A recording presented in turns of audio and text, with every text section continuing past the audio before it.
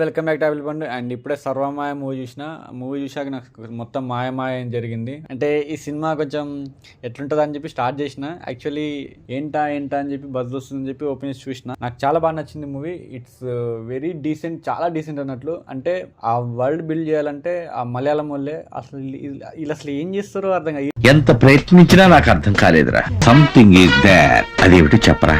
మాయ చేస్తున్నారు అర్థం కాదు, కానీ మూవీ మొత్తం మాయ జరిగింది. అండ్ ఒకటి రెండు ఉన్నాయి drawbacks, but still slow poison అన్నట్లు. అంత స్లో కూడా ఉండదు, కొంచెం స్లో ఉంటుంది, కానీ బాగా ఎక్కేస్తూ ఉంటుంది. చూస్తూ ఉంటే బాగా ఎక్కేస్తుంది. కొంచెం వరల్డ్ బిల్డింగ్ కొంచెం టైం పడుతుంది మనం ఈ క్యారెక్టర్స్కి కనెక్ట్ అవ్వడానికి.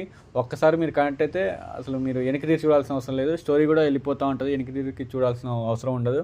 అండ్ హీరోయిన్స్ కూడా మంచిగా వాడిరు. అంటే కావాలని ఓవర్ డ్రాగ్ చేయకుండా ఎవరిని ఎక్కడి వరకు క్యారెక్టర్ పెట్టాలో అక్కడ వరకు పెట్టారు. చాలా బాగా నచ్చింది నాకైతే మూవీ.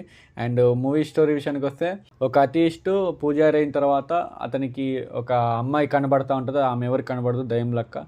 సో ఆమె ఈయనకి ఎందుకు కనబడుతుంది, అసలు ఆమెకి ఏం జరిగింది, ఆయన బ్యాక్ స్టోరీ ఏంది, ఈమె బ్యాక్ స్టోరీ ఏంది అనేది మూవీ యొక్క స్టోరీ. అండ్ పర్ఫార్మెన్స్ విషయానికి వస్తే నివిన్ పౌలి ఇచ్చి పడేసారు. చాలా బాగా చేశారు యాక్టింగ్, చాలా సెన్సిబుల్గా, చాలా న్యాచురల్ చేశారు. అండ్ హీరోయిన్ గారు కూడా చాలా బాగా చేశారు యాక్టింగ్. అంటే ఆ దయ్యం క్యారెక్టర్ చాలా అంటే చాలా బాగా న్యాచురల్గా అనిపించింది. అండ్ తన బ్యూటీ అయితే ఒక ప్లీజెంట్, ఒక సర్ప్రైజింగ్, ఒక క్యూట్గా, ఒక మార్లెస్గా అన్నీ అనిపించినాయి. అంటే అంత బాగుంది ఆ అమ్మాయి. అండ్ మధ్యలో ఒక రెండు చిన్న క్యామియోస్ ఉన్నాయి. ప్రియా వారియర్ గారిది, రియా షిబ్బు గారు బాగా చేశారు యాక్టింగ్.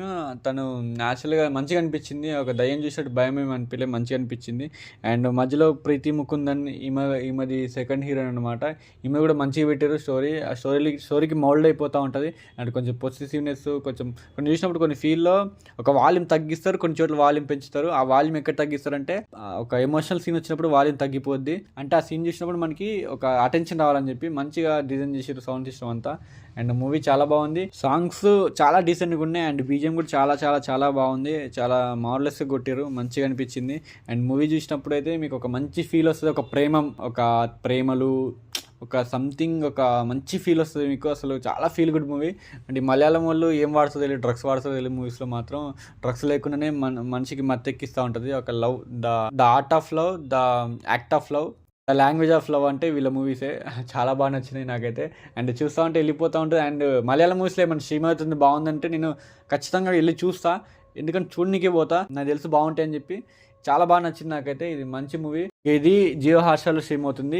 ఈ సాటర్డే సండే పక్క చూడండి, మీరు పక్క ఎంటర్టైన్ అవుతారు.